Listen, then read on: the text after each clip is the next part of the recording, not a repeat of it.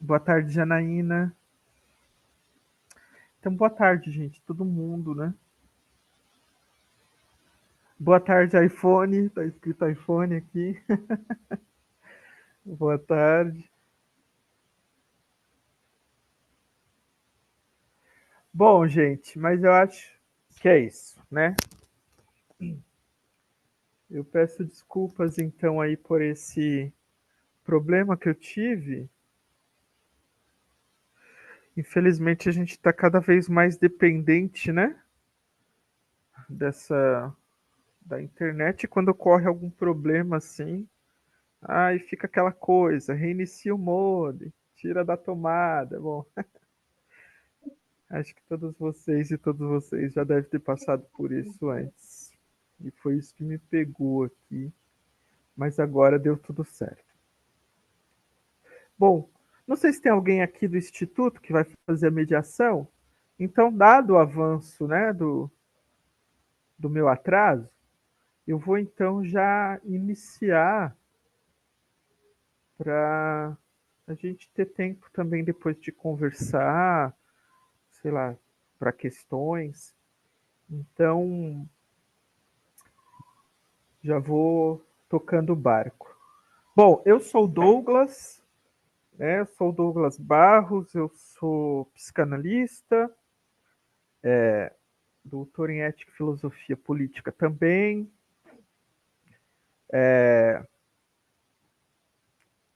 Sou aqui professor do Instituto da Alma, né? Sou professor, é curioso, mas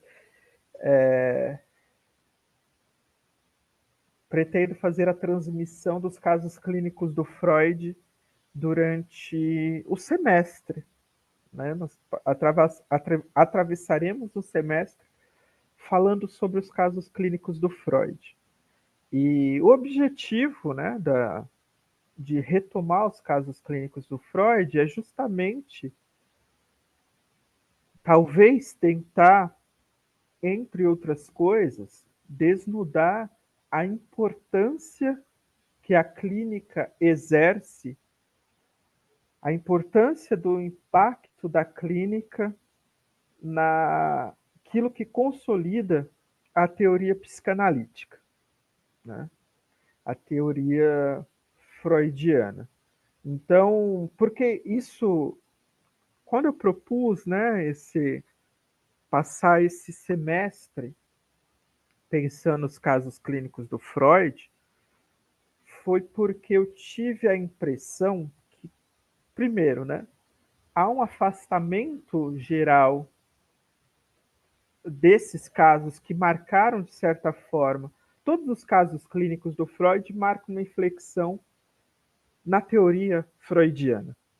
Né? Então, me parecia, né, quando eu propus para a Stephanie pensar esse curso, era justamente porque cada vez mais parecia que a gente estava se afastando da centralidade que a clínica tem, né, para a teoria sobre o inconsciente, sobre a psique e sobre a saúde mental.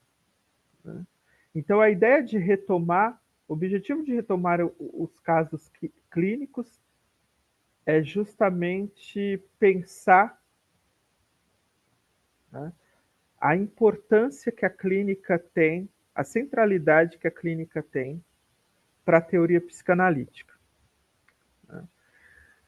Então, esse é, de certa forma, um mote geral que a gente vai ter, né, durante esse percurso. E aí, enfim, o tema que eu tenho hoje é justamente esse, né? O tema que eu tenho que tratar com vocês é justamente esse: a importância da clínica para a teoria psicanalítica.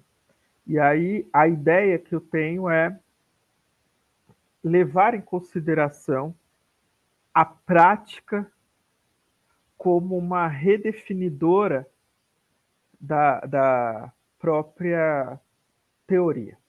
Né? Então, ao contrário, esse é um problema importante, talvez, para a gente, né? Porque, ao contrário de de tomar a teoria como uma pressuposição em que a prática precisa ser enquadrada,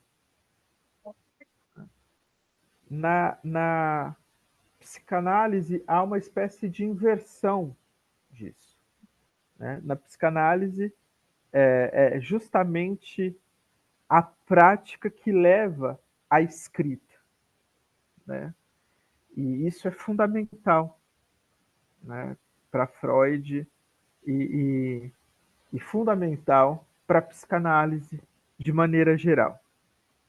Então, o que eu vou abordar hoje aqui com vocês é justamente em que momento, né, a clínica ganha centralidade para o desenvolvimento da teoria psicanalítica. Tá? E aí, bem, a gente deve sempre levar em consideração que em Freud são os casos clínicos a porta de entrada para a sua escrita. O Freud, ele realmente inverte um pouco o quadro geral da teoria, porque de fato ele está mais ele, a importância que ele dá à teoria é central para o seu desenvolvimento de análise. Né? Bom, deixa eu só.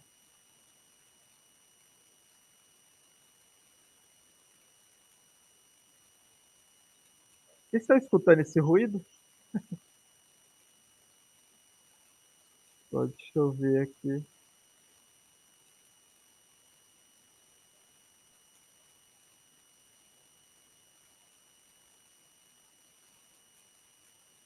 Eu acho que é o Cássio. Ah, bom. Tá com o microfone aberto aí?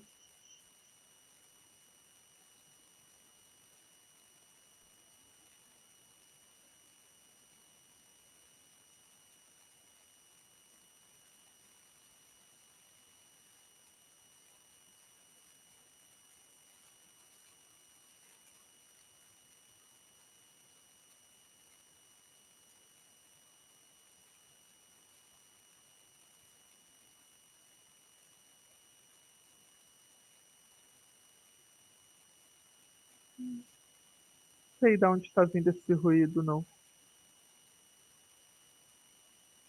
Leandro tá com o microfone aberto também. Não sei se pode ser outra interferência. Pode ser o do Leandro. Leandro, tá por aí?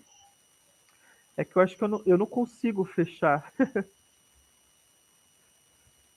Diminuir um pouco agora, né? Enfim.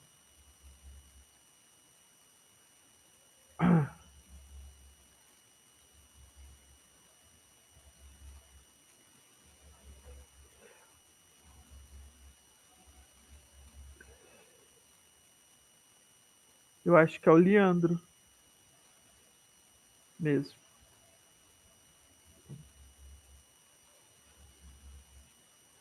Leandro, se puder fechar o microfone, por favor. Tá.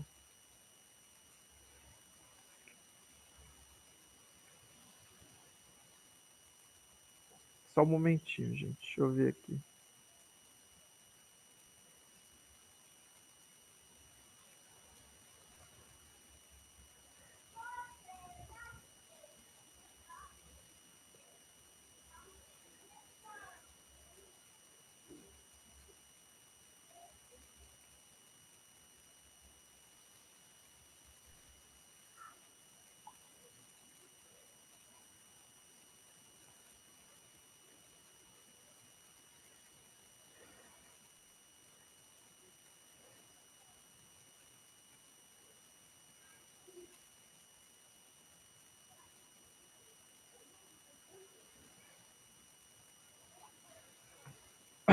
Bom, gente, eu vou tentar dar sequência.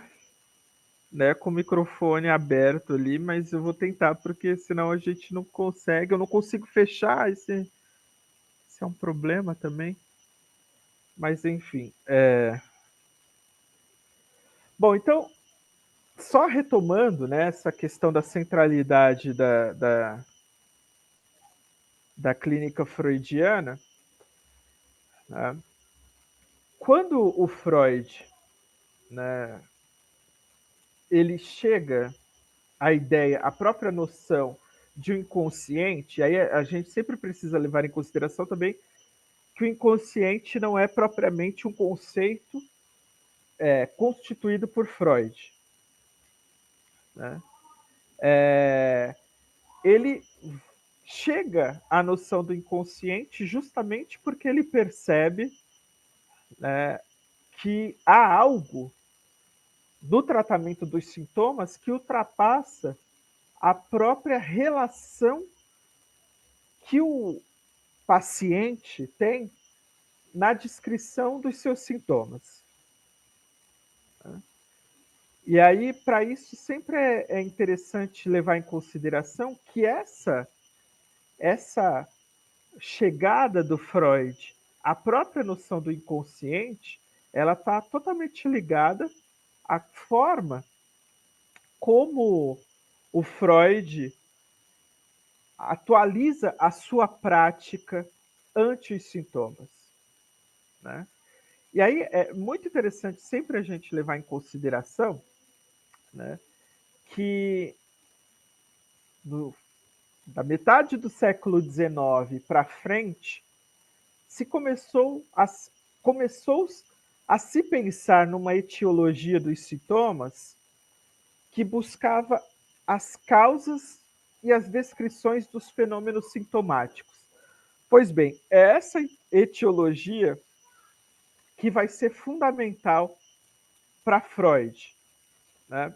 Porque nessa etiologia, nessa tentativa de descrição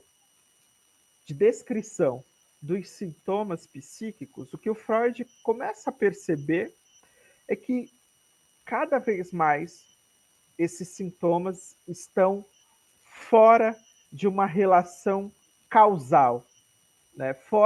Quer dizer, fora de uma relação orientada por algo que se desenvolvesse biologicamente, né?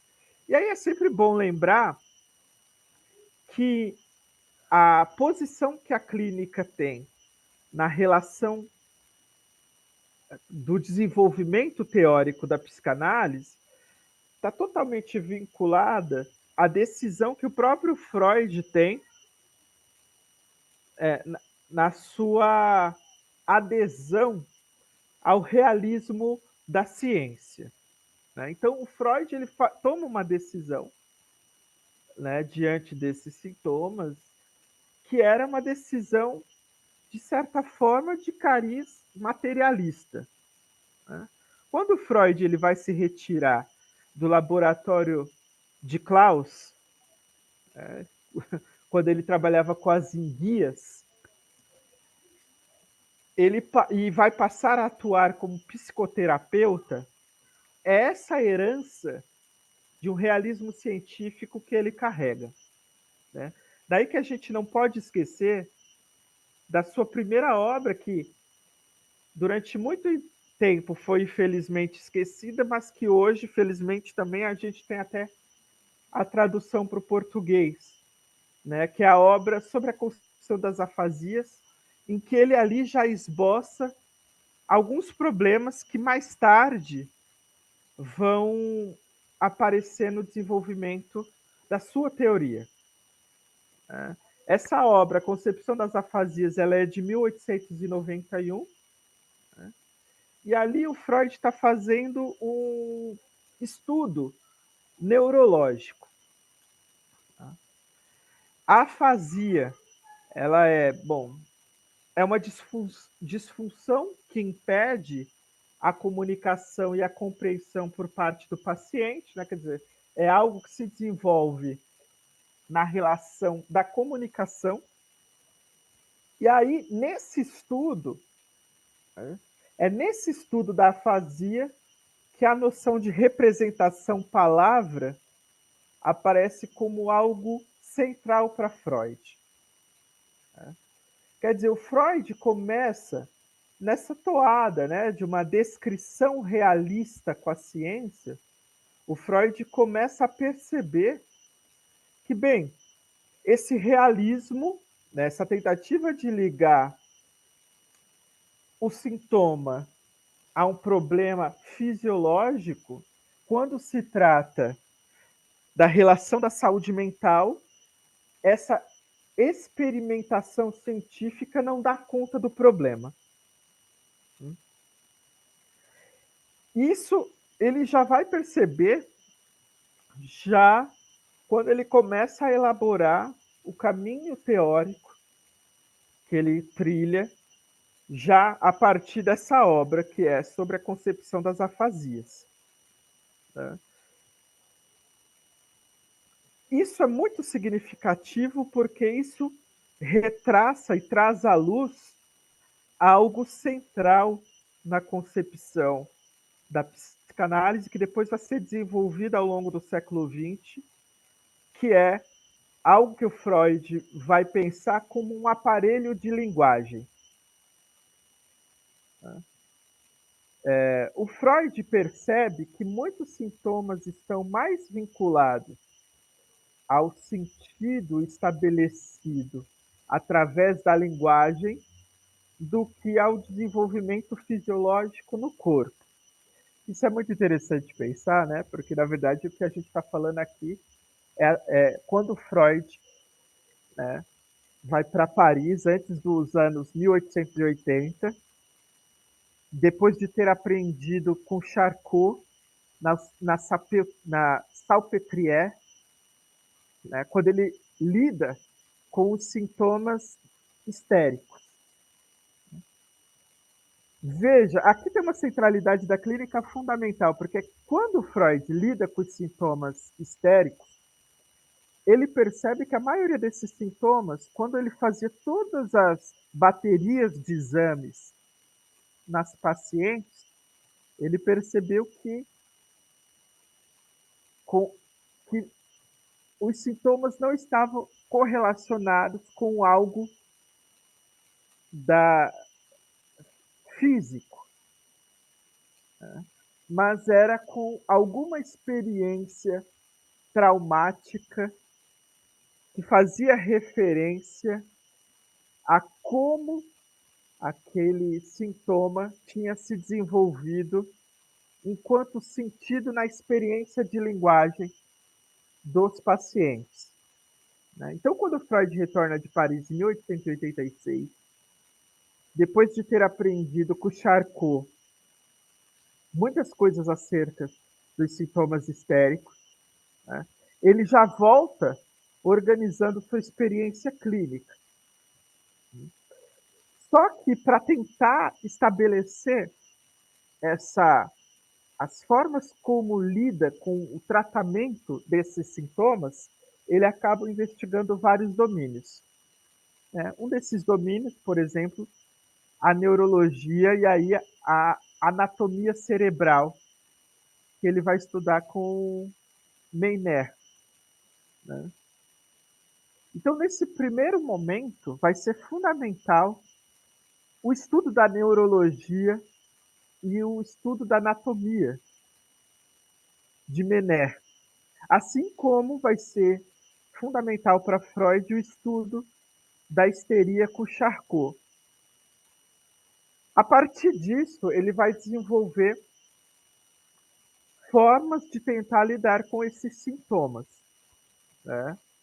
E aí ele vai pensar, por exemplo, a questão da sugestão, o Bernheim, né? O método catártico, que ele já havia retirado com o Breuer. Então percebam vocês que o desenvolvimento da teoria freudiana, a partir da tentativa de apreender as afasias, vai fornecer para Freud condições para desvendar um enigma que é colocado por Charcot nas suas experimentações de hipnose com as pacientes histéricas. né? Que é, bom, do ponto de vista neurológico, do ponto de vista fisiológico, não existia motivos para se travar um braço, para não conseguir se beber água, né? Então, para Freud tinha algo nesses sintomas, que são sintomas clínicos, que ultrapassava o registro do dado experimental, né? Da correlação entre o conceito, entre uma etiologia sintomática e a sua medição através da fisiologia. Então, isso vai ser fundamental para a ruptura que Freud vai ter com o paradigma fisicalista da neurologia. O que a gente vai perceber a partir de então é que o interesse de Freud ultrapassa a investigação da anatomia do cérebro, né, para tentar uma investigação que pudesse levar à compreensão dos mecanismos das paralisias histéricas, né? Então veja que aqui é central, né? Aqui a gente já percebe que é central, né? É fundamental, digamos, o peso da clínica para o desenvolvimento da teoria freudiana e depois da teoria psicanalítica, né? E vejam que mais do que se interessar pelos efeitos dos traumas, né, é se preocupar com as causas desses traumas, né? E os efeitos que esses traumas, que para Freud ali já parece encaminhar uma dimensão representativa, né? Então, os efeitos que esse trauma causa no sujeito. Então, o resultado é que, ao investigar clinicamente as causas dos traumas, esse é o ponto central. Tá? O Freud não está preocupado, isso é sempre importante lembrar, né? A psicanálise, e nesse caso o Freud, depois Lacan também, né, não está interessada, nesse primeiro momento, em problemas metafísicos, né? Quer dizer, não está é, preocupada com ontologia, né? O que é a psicanálise? O que leva Freud a reconstituir a noção do sujeito, da ideia de sujeito, não é uma preocupação filosófica, mas é uma preocupação com tentativas de respostas a traumas e sintomas que a ciência disponível à sua época não dava. Então, o Freud logo percebeu que, bom, do ponto de vista anatômico, o cérebro estava bem, do ponto de vista da fisiologia, nada indicava algo que pudesse causar alguma paralisia no braço ou na perna, ou uma hidrofobia, né? Fazia todas as baterias de exame, né? E dizia, pô, mas está tudo bem. Então, da onde que vem? Então, veja, tô falando disso com vocês só para demonstrar que, embora a psicanálise vá destituir a noção do sujeito todo-poderoso da modernidade, do sujeito translúcido moderno, o problema da psicanálise não era com o sujeito translúcido da modernidade, mas era com os sintomas clínicos que ela precisava levar em consideração e dar conta. E aí, é claro que a gente tem que voltar ao século XIX para pensar isso e levar em consideração o processo de violência, né, nos tratamentos disponíveis à época. Não é? Primeiro, o isolamento total, né, das pessoas que tinham melancolia, né, e sintomas histéricos, que eram condenadas a se isolar, né, em sanatórios. Né? Lembrando que quando Freud chega a Paris, você tinha 20 mil pacientes com sintomas histéricos, né? E cujos tratamentos eram tratamentos, do ponto de vista contemporâneo, totalmente violentos. Né? Era banho frio, era jogar uma moça com sintomas numa piscina cheia de gelo, era provocar afogamento, né? Era choque. Né? Então, a grande questão é o que leva. E aí, por isso que é importante, né? Por isso também, né, essa questão dos casos clínicos do Freud, porque é mais uma oportunidade de levar em consideração quanto a clínica é fundamental para a teoria psicanalítica. Se isso depois vai destituir uma certa noção de ontologia, isso é depois, mas a psicanálise ela está no seu berço interessada em tentar entender esses sintomas. Né? Então, é no Concepções sobre as Afasias que a gente percebe que Freud vai aos poucos se dando conta de que muitos traumas psíquicos vão ter origens arcaicas na formação do indivíduo. Muitos sintomas eram determinados pelas origens dessa formação.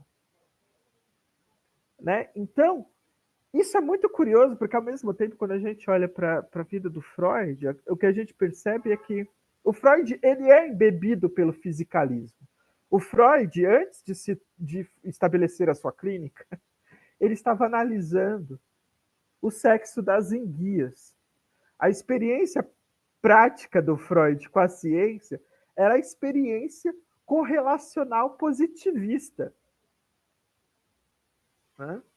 Então, Freud estava na toada da medicina à época de entender qualquer sintoma como algo de uma ligação física, né? Algo da ordem neurológica.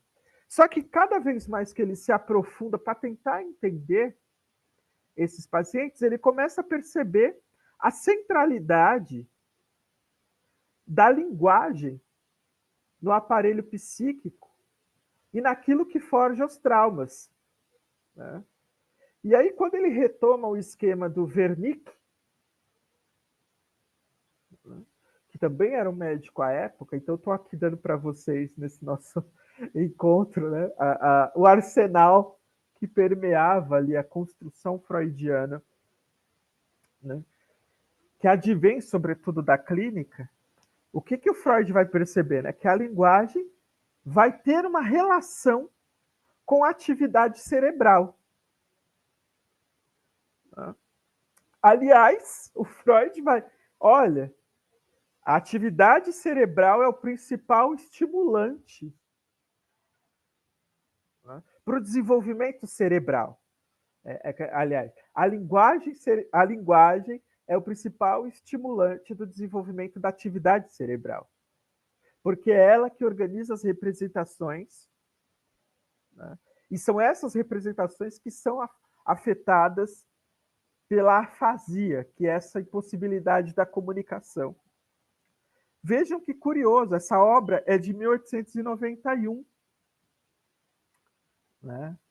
E isso possibilita a conclusão de que há um aparelho de linguagem que repousa, o Freud vai chegar nessa conclusão, né? Sobre um domínio cortical, né? Ele ainda está muito embebido na questão, mas ele vai percebendo já que alguma coisa do fisicalismo não dá conta. Né? E isso é a partir da clínica. Né? O que significa que Freud une o desenvolvimento cerebral junto à construção representativa organizada pela linguagem.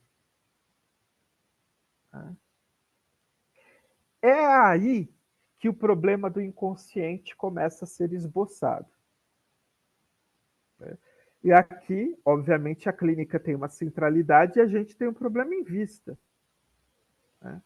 Se a ciência se estabelecia pela descrição dos fenômenos, né, e a correlação entre esses fenômenos e seus conceitos na repetição através da experiência, que forja a experiência, o Freud se dá conta, né, que a sua busca clínica cada vez mais se aproxima de fenômenos cujas causas não se revelam na aparência dos sintomas.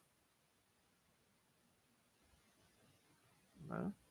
Quer dizer, o braço está rígido, mas não tem nada a ver com o aspecto físico. Aqui tem algo central para Freud, né? Que é como é possível descrever uma causa sintomática que não se revela no efeito que ela produz. Né? O Freud vai percebendo que há algo que desencadeia a disfunção que é anterior à expressão sintomática. Né? É nesse momento, na clínica, que há uma virada da neurologia à psicanálise. É. Quer dizer, uma virada freudiana mesmo. Ele fala, olha, do ponto de vista, né, da chapinha cerebral, tá tudo ótimo. Tá? Tem alguma coisa que está para além disso. E aí vem uma questão fundamental para Freud, que é como é possível descrever um fenômeno cuja sua existência não pode ser dada nas relações imediatas do efeito traumático.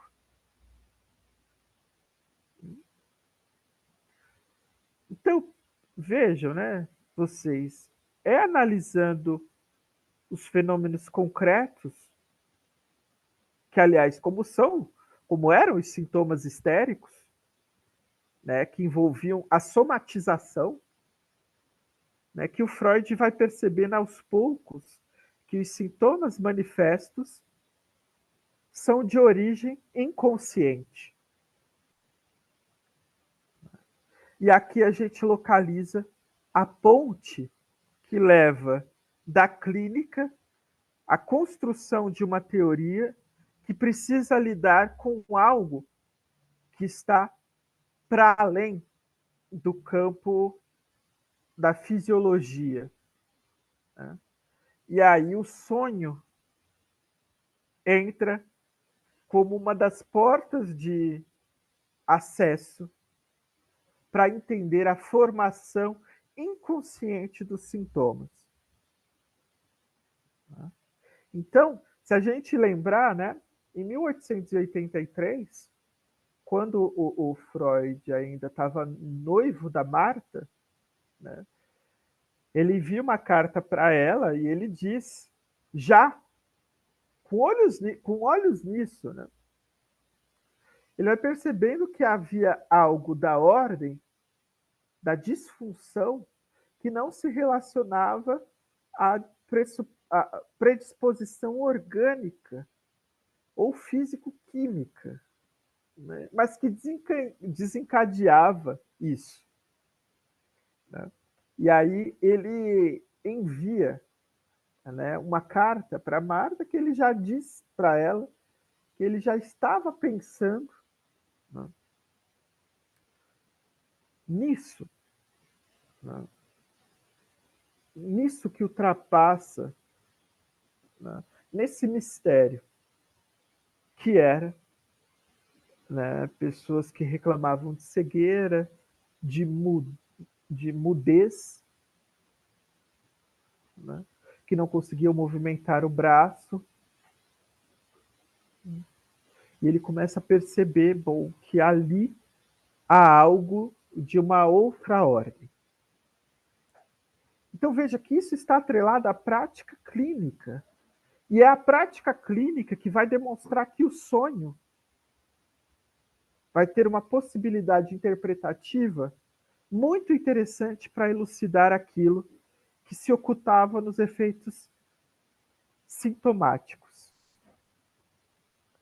Então, de 1883, isso vai perseguir o Freud por mais de 10 anos.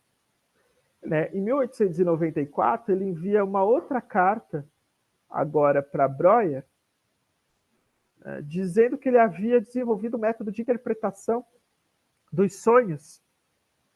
Né? O que guiava Freud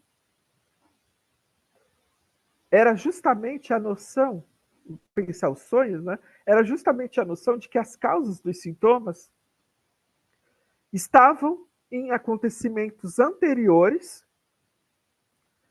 que não eram vislumbrados por seus pacientes. Né? Quer dizer, o inconsciente ele se estruturava no fenômeno sintomático que era originado pelo trauma. Ou seja, a raiz do trauma que desenvolvia sintomas, né, era algo da ordem do inconsciente. Então percebam que com sua prática clínica, né, o sonho vai se tornar aos poucos o lugar no qual, né, primeiro, é possível tentar compreender onde está a origem traumática, mas também um lugar no qual há o reequilíbrio da psique, né, através da regularização econômica libidinal dessa psique. Né? Então, em 1897, quer dizer, 15 anos depois, o sonho para Freud vai se revelar como um dado central às manifestações fenomênicas do inconsciente. Nos escritos pessoais do Freud, já aparecia de maneira vertiginosa muitas questões. Né? Um ano depois, né, o Freud já tem uma primeira versão do livro, A Interpretação dos Sonhos. Em 1898, ele já estava com uma primeira versão. E durante a escrita do livro, Freud vai enfrentar diversos problemas, que inclusive esses problemas quase faz com que ele abandone a escrita. Né? Por exemplo, ele começa a perceber que vai existir lembranças que encobriam traumas, né? E essas lembranças não só encobriam traumas, como regulavam de maneira inconsciente as memórias dos pacientes. O Freud, na análise clínica, começa a perceber que há memórias inventadas. Né? E é muito interessante, porque não se trata de uma mentira. né? Como a gente poderia pensar no primeiro momento. Mas se trata de uma forma em que a própria psique do sujeito estabelece uma relação de contrato, uma solução de contrato, né? Justamente para tornar o trauma suportável na narrativa que o sujeito faz de si. Né? Ele percebeu que os atos falhos não são simplesmente lapsos inocentes, né? Mas geralmente se referem a algo da ordem do desejo.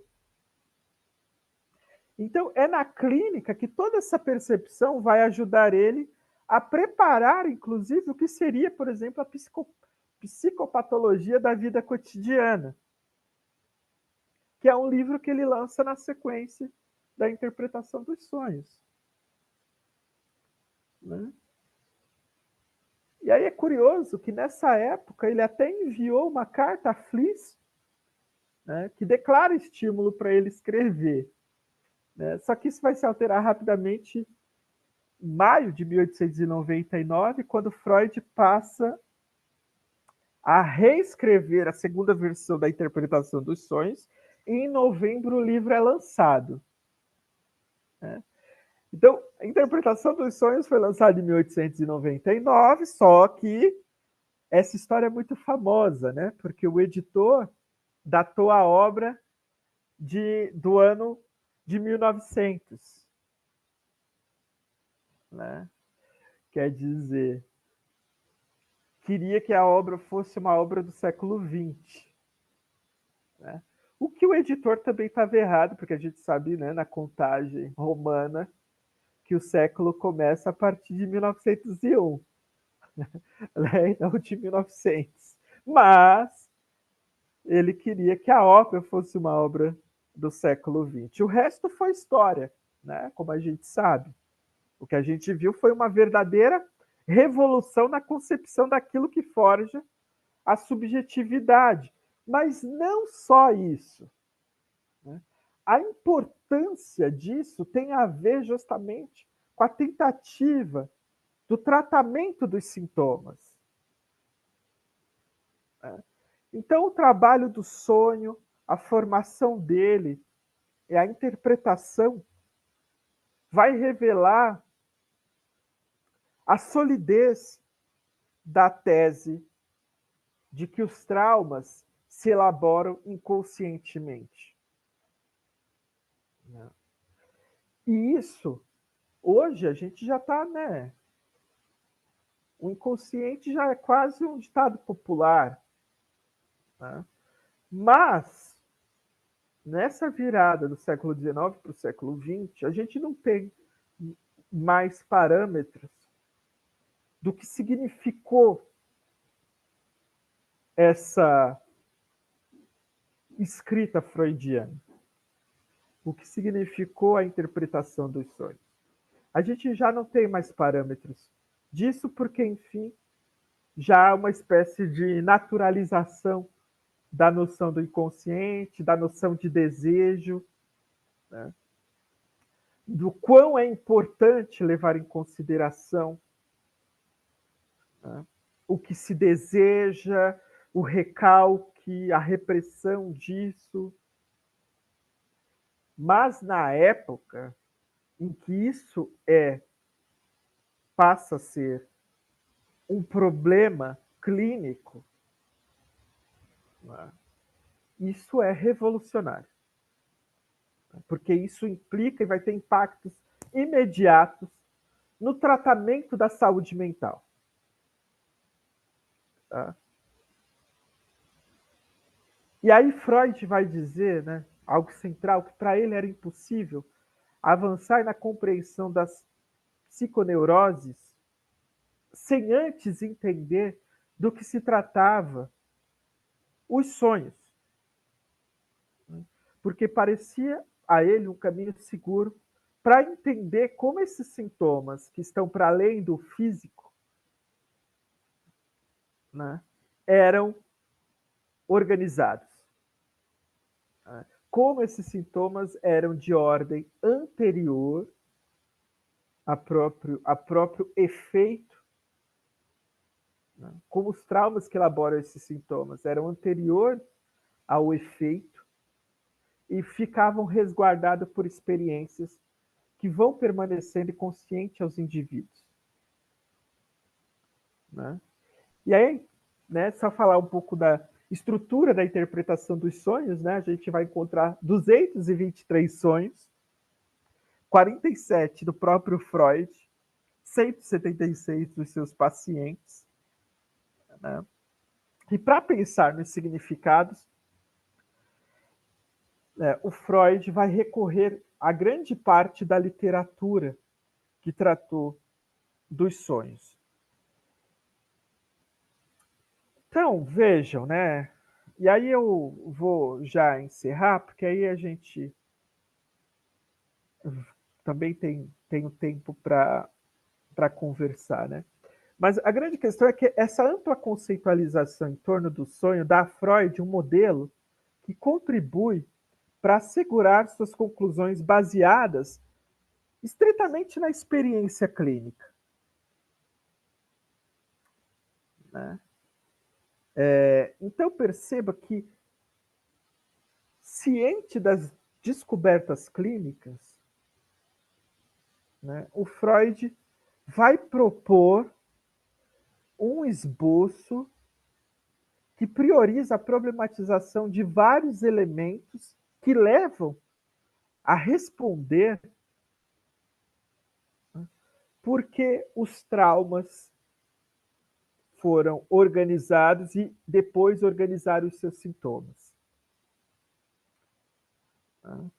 Então, é importante sempre ressaltar que a experiência que leva à escrita do inconsciente, ela é possível, primeiro, pela experiência na clínica, né? E quando Freud chega ao sonho, ele chega ao sonho porque o sonho para ele revela o lado oculto da relação com o psiquismo. O inconsciente, então, se trata de uma outra cena. Daí que, ao expor a memória dos sonhos, o Freud mostra como o conteúdo do sonho deriva da experiência não totalmente abarcada pela relação que o indivíduo tem com ela. Ou seja, gente, para Freud, há sempre algo de nossa experiência que nos escapa. Há sempre um traço que é capturado por nós de maneira inconsciente. Então, a percepção da relação do sonho com o estado de vigília e a memória que ele carrega revela na prática da interpretação elementos que dizem muito a respeito não só do sujeito, da formação dos seus sintomas. E é nesse ponto que a gente encontra a possibilidade da análise. A análise é a repetição da memória, que, ao ser procurada por uma experiência prática da clínica, na tentativa de interpretação, vai revelando também a peculiaridade da memória, né? E da memória onírica. Então, o Freud ensina para a gente como no sonho, né, vai residir esse imenso conteúdo memorialístico que vai remeter às nossas lembranças, né, não só de dias anteriores, como de tempos imemoriais, e como ligados à infância, e como isso, né, é central para tentar apreender a nossa relação de formação subjetiva e de formação dos nossos traumas. E é por isso que Freud vai chegar à conclusão de que o modo como a memória se comporta é fundamental nos sonhos, né, e etc. Bom, com isso, né, e para encerrar,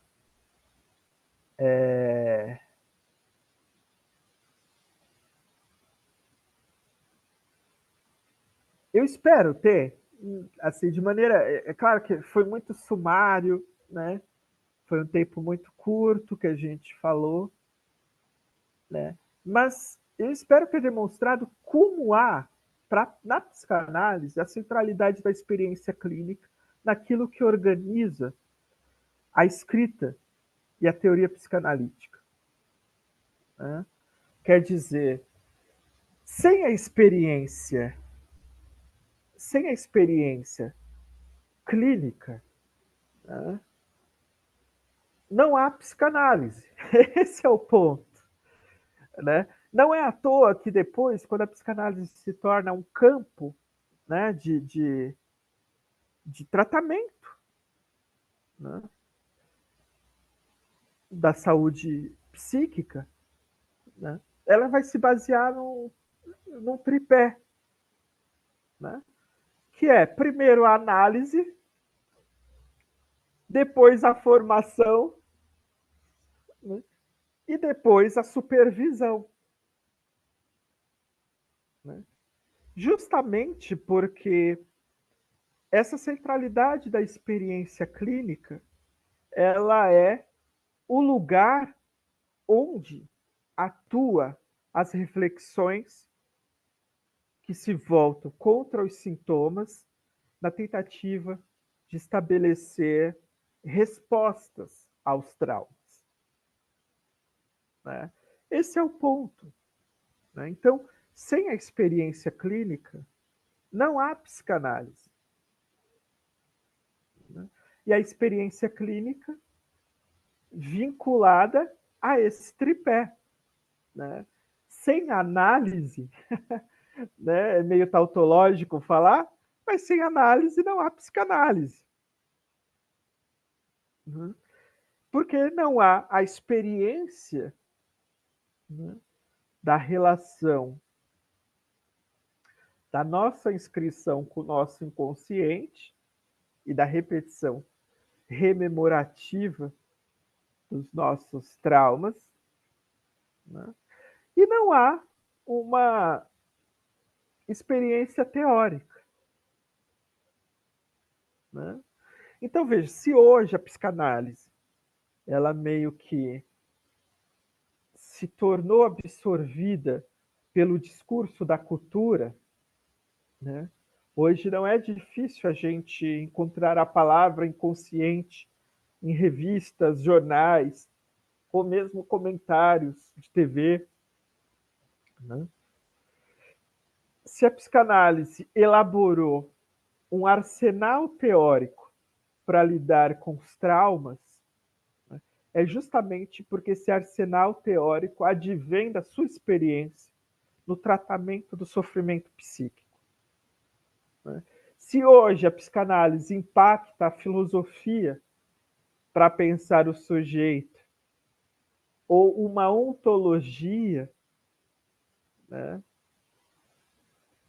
não é porque a psicanálise colocou esse problema em primeiro plano, mas isso foi decorrente, né, daquilo que a psicanálise propiciou enquanto transformação teórica,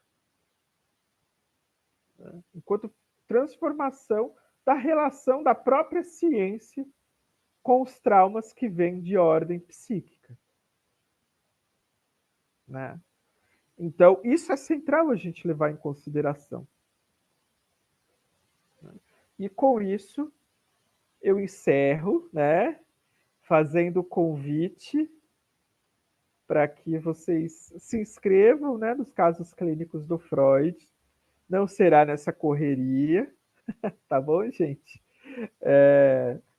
Também prometo que não tentarei não chegar atrasado se a internet deixar, né, mas será um semestre tentando tete a tete fazer a nossa relação de análise juntos, dos casos clínicos do Freud, que são fundamentais para a psicanálise e para a prática psicanalítica. Então, convido vocês, né? E, bom, eu acho que saiu já o sorteio. É isso, Camila? Quer falar? Isso. Eu fiz a gravação do sorteio e aí a galera vencedora que você vai anunciar aqui pode fazer a verificação lá nos stories. Vão haver muitos nomes, mas porque a maioria não está aqui e também porque havia que cumprir essa regrinha, né? Além de seguir o instituto, está presente aqui na palestra online. Aham. Mas entre todos os que vão aparecer lá, os três que eu já escrevi aí para você, você vai anunciar, Tá cumprir com os bom. requisitos, e aí a secretaria do Instituto vai entrar em contato, tá bom? Tá bom. Bom, então já saiu aqui, né, os sorteados, né? A Brenda Novaes, não sei se tá aí, se tiver aí, Brenda, você deve estar, né? Bom, a Brenda, deixa eu ver, é a Roseli Gomes, né? E o Cássio Cobra, né? Foram esses três sorteados aí. Seria legal se a Roseli e o Cássio pudessem dar um oi também para a gente comprovar que estão por aqui, né? Sim, sim. Ah, o Cássio já deu. Ali, ele colocou opa, né? Agora, a Roseli. Roseli, tá por aí, Roseli?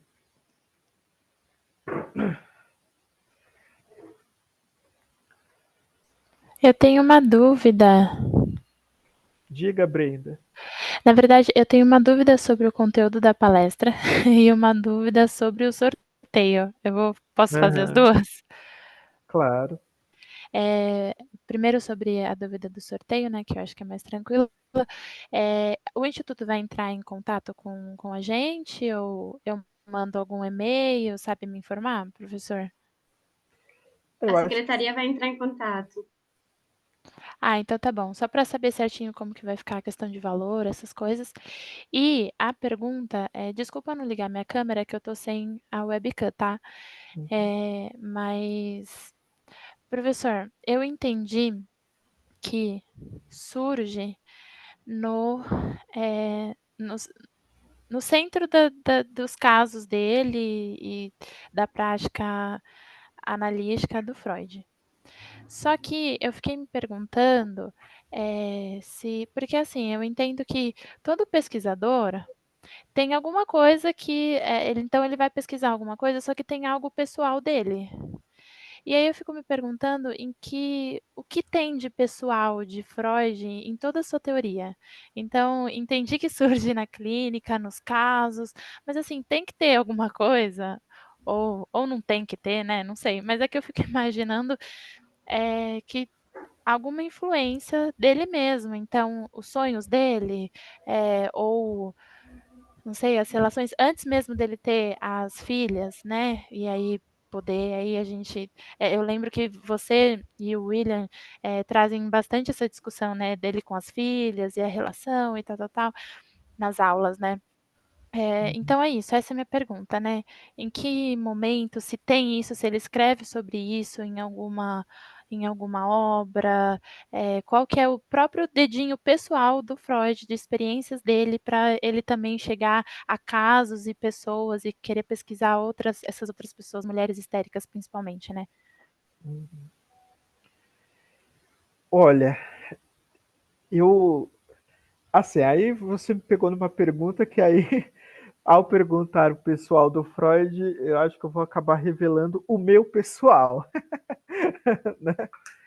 Que é o seguinte, assim, eu tenho para mim, né, que ao contrário dessa grande, porque assim, né, há de se levar em consideração que todos aqueles que de certa forma instituíram um campo do saber e transformaram com isso a relação do próprio saber, né, do próprio conhecimento, eles viram alvos. Eu acho que hoje o Freud, não só hoje, né, mas acho que durante o século XX, de certa forma, o Freud virou um teto de vidro para bastante pedradas. Né?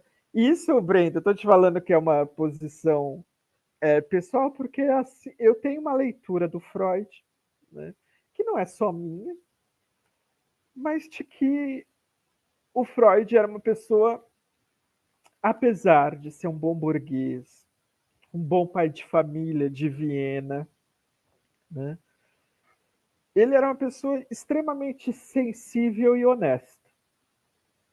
Né? Sensível e honesta por várias questões, assim, porque para enfrentar a comunidade científica que o Freud enfrentou, primeiro tem que ter muita coragem, porque o Freud, ele poderia ser só mais um médico, né? E manter, ele não teria problemas com isso, né? De problemas, eu digo, pessoais, né? De ordem de reprodução da sua própria subsistência, ele iria viver bem, né? Mas o Freud, ele era um apaixonado pela ciência. E não só pela ciência, ele era um apaixonado pelo seu ofício. Né?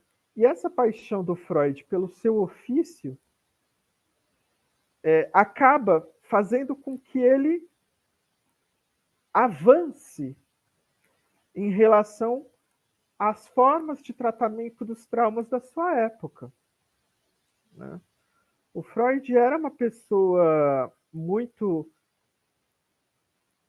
interessada. Então, assim, quando você me pergunta o que há de pessoal em Freud, nas suas descobertas, eu acho que há tudo de pessoal no Freud. Né? Há escolhas, né? Escolhas pessoais do Freud que é, bom, eu observo, né? Aí vamos pensar o Freud em Paris, né? Na Salpêtrière. O Freud, quando chega, ele se escandaliza, em primeiro lugar, na forma do tratamento que era dada. Você imagina um hospício com 20 mil internos. Tá? Quando ele chega para ter aulas com Charcot, ele só vai ter aulas com Charcot, inclusive, porque ele achava insuportável a forma como os fisicalistas tratavam os sofrimentos daquelas mulheres, né? Que era exatamente com isso, banho gelado. Né? Então, tem uma questão dessa sensibilidade freudiana, né? Essa sensibilidade do Freud diante dos sintomas clínicos ligadas com essa sua honestidade de perceber que os tratamentos disponíveis à sua época não produziam efeitos. E sempre importante levar em consideração que Freud era um homem de ciência, que vai perdendo ilusões com cientificismo na medida que ele avança na sua experiência com a clínica. Né?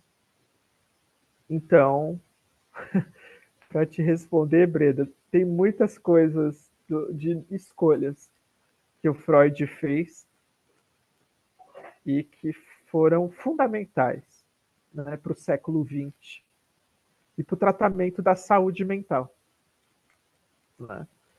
E que, felizmente, ele tomou decisões que ele tomou e que mudou a relação, né, com a própria ideia de loucura, né, com a própria ideia.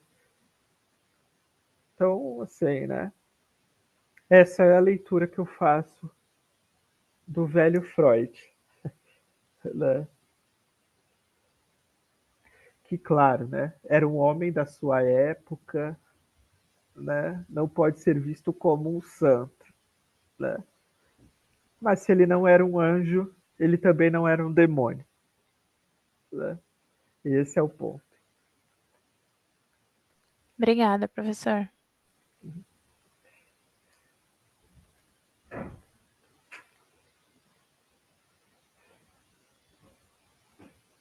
Bom, gente, se alguém quiser fazer mais alguma pergunta, eu ainda posso responder.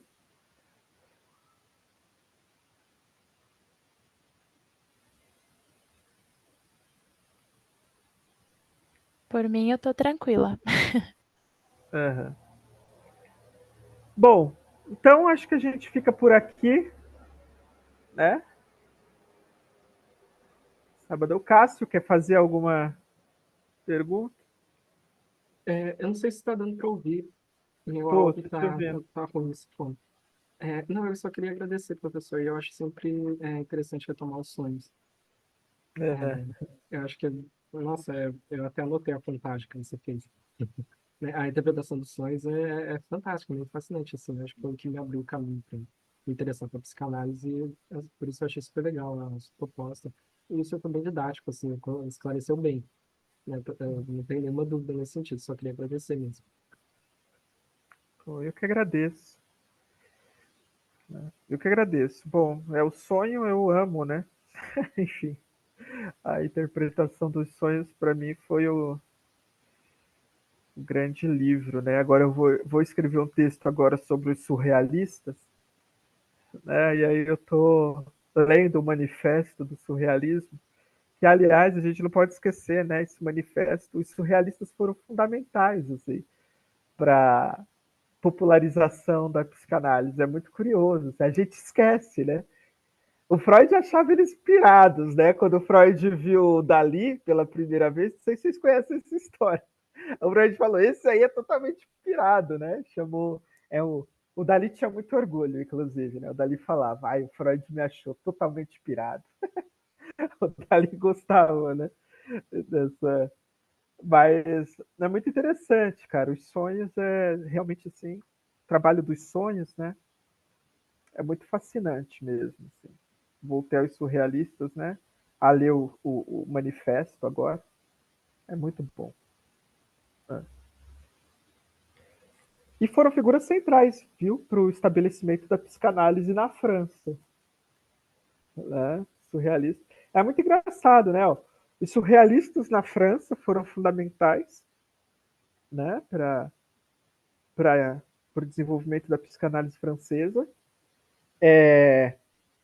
Horkheimer e a escola de Frankfurt foi fundamental também, né, para o desenvolvimento da psicanálise na Alemanha. Então é muito interessante, né? E pensando assim como os caminhos que vão se cruzando, né?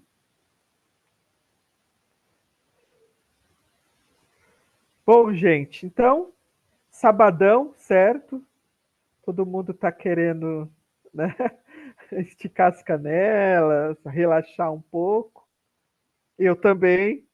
Então é isso. Espero que vocês se inscrevam, que a gente se veja no curso, tá? E estou muito feliz com esse curso, porque eu acho que é um curso fundamental, né, para formação e pelo tempo grande, né, que a gente vai ter, um semestre para tratar, então assim, um tempo muito bom para a gente pensar junto, né, Freud e, e os seus casos. Então é isso, a gente se vê lá. Um grande beijo, bom final de semana para todos, todas e todes. Tamo junto, viu, gente? Espero ver vocês. É nóis. Tchau, professor. Obrigada, viu? Tchau. Tchau, pessoal. Obrigado. É.